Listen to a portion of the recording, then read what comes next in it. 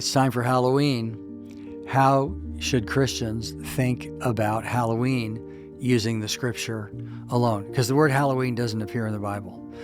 Here's the first principle. The cultures of the world will always present various forms of paganism to believers. Some of them are explicit doctrines of demons that believers must renounce. And I just want to walk through various passages of scripture that touch on this. In Psalm 106, verse 35, you have this problem among the people of God of mingling with the Gentiles and their idolatry. But they mingled with the Gentiles and learned their works. They served their idols, which became a snare to them. They even sacrificed their sons and their daughters to demons. Here's another. In Deuteronomy 18, verse 7, Moses is talking about the common practices of the nations that the people of God will experience when they go into the promised land. And he says, when you come into the land, and by the way, they're going to see things in that land they've never seen before. Child sacrifice, idolatry of things they never saw in the wilderness. He says, you shall not learn to follow the abominations of those nations. All of us are imported into particular nations, and they have various customs and abominations.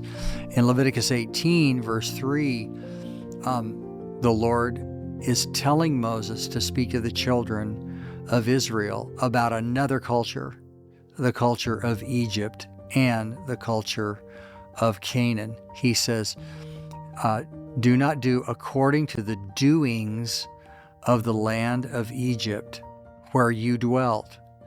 You shall not do, and according to the doings of the land of Canaan, where I'm bringing you, you shall not do, nor shall you walk in their ordinances.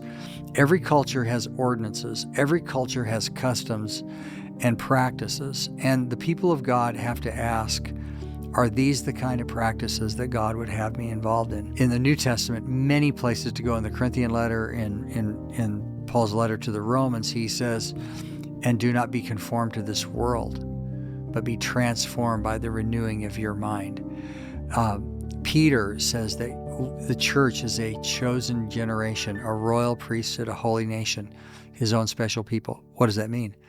It means that God's people, when they live among the cultures of the nations, they have to be very discerning about what they participate, what customs, what statutes, what ordinances, what ways of the people, because the ways of the people are often demonic.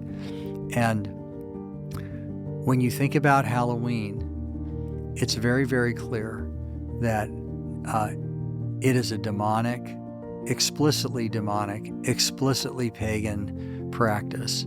And the people of God have to ask themselves whether they're going to walk in those ways and call them innocent. It's really clear in our culture, Halloween is coming after you in the stores and everywhere else. But what's critical is that we lead our families out of darkness, not into the darkness. And Halloween is the darkness. The grass withers, the flower fades, but the word of our God stands forever.